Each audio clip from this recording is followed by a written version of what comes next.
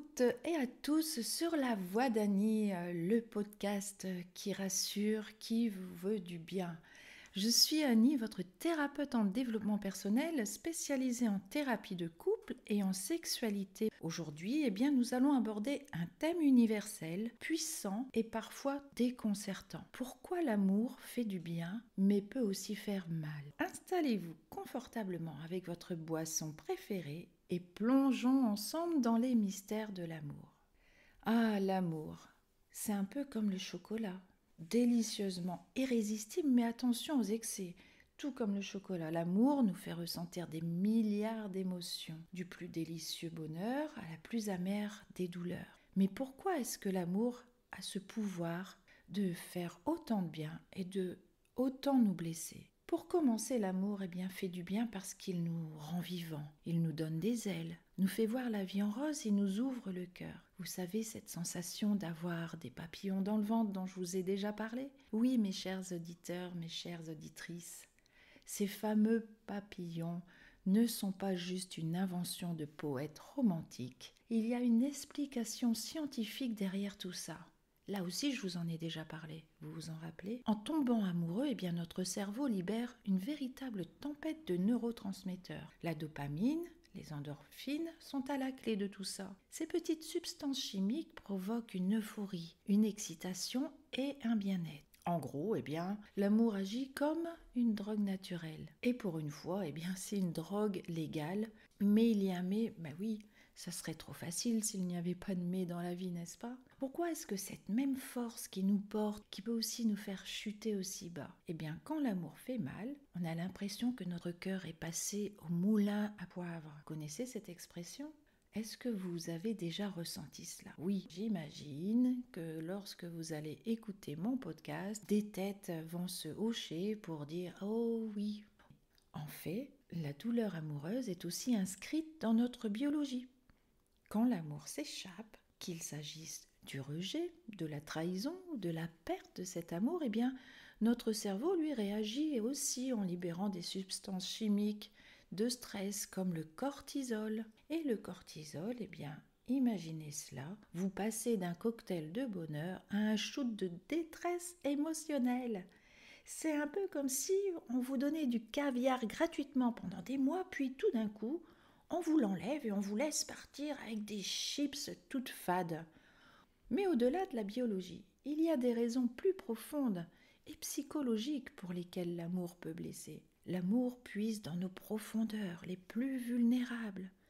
Il nous met face à notre insécurité intérieure, face à nos peurs, à nos doutes. Et il va réveiller aussi même nos blessures du passé, de ce petit enfant intérieur que nous avons été. En thérapie de couple, c'est souvent là que j'accompagne mes clients pour explorer ces espaces vulnérables, peut-être douloureux, mais c'est aussi l'essentiel pour grandir et guérir. Et moi, je reste convaincue que lorsque nous sommes dans une relation, c'est à ce moment-là qu'on commence à grandir, qu'on va évoluer, puisque l'autre va vous renvoyer cette part de vous-même qui est blessée. Imaginez l'amour comme une maison. Une belle maison avec des fenêtres grandes ouvertes. L'amour laisse entrer la lumière, réchauffe nos cœurs et illumine nos vies. Mais avec ces fenêtres ouvertes, il y a aussi une exposition au courant d'air, aux tempêtes extérieures. Ces intempéries peuvent être des disputes, des incompréhensions ou des différences de valeurs. Mais alors, pourquoi continuer à ouvrir ces fenêtres à l'amour malgré tout ? Parce que c'est cette même vulnérabilité qui permet de tisser des liens profonds et authentiques. Et c'est cette recherche de connexion qui rend l'être humain si magnifique. L'amour, c'est se tenir la main en sachant qu'on va peut-être être trébuché, mais c'est aussi cette même main qui nous relève.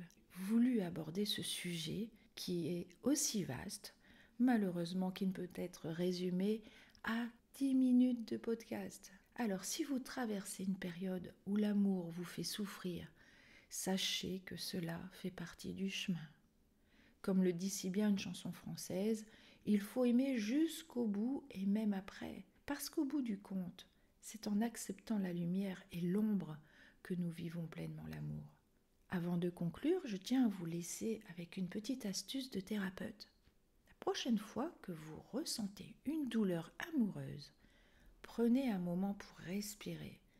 Respirez profondément et prenez conscience de vos émotions sans jugement. Parfois, juste reconnaître votre douleur peut déjà commencer à la soulager, car parfois cette douleur appartient au passé, à vos histoires anciennes, à vos histoires de petits garçons et de petites filles. Alors regardez cette souffrance, puis laissez-la partir. Merci d'avoir été avec moi aujourd'hui sur mon podcast La Voix d'Annie. N'oubliez pas de prendre soin de vous, les amoureux de la vie, de votre cœur et de celui des autres. L'amour est une aventure merveilleuse avec ses hauts et ses bas.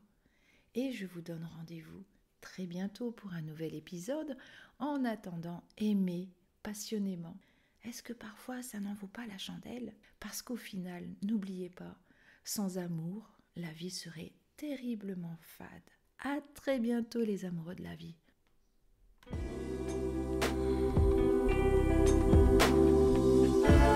La Voix d'Annie.